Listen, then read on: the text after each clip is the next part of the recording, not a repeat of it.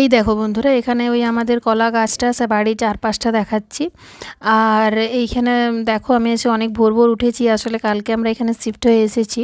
তো এই নতুন বাড়ির চারপাশটা তোমাদেরকে দেখাচ্ছি, আজ থেকেই শুরু করছি নতুন মানে প্রতিদিনের ইয়েগুলো আমাদের সাথে শেয়ার করব। আর এই যে ভোরবেলার পরিবেশটা দেখো কীরকম। তো চলো আমরা কাজগুলো শুরু করি। এই যে চা বসিয়েছি, আর গতকাল রাত্রিবেলায় আমরা এসেছিলাম এখানে, তো রাত্রিবেলা একদমই পরিষ্কার কিছু করা হয়নি, চারদিকে একদম অগোছালো হয়ে আছে, নোংরা হয়ে আছে, দেখতেই পাচ্ছ। আজকের মধ্যে গুছিয়ে নেব।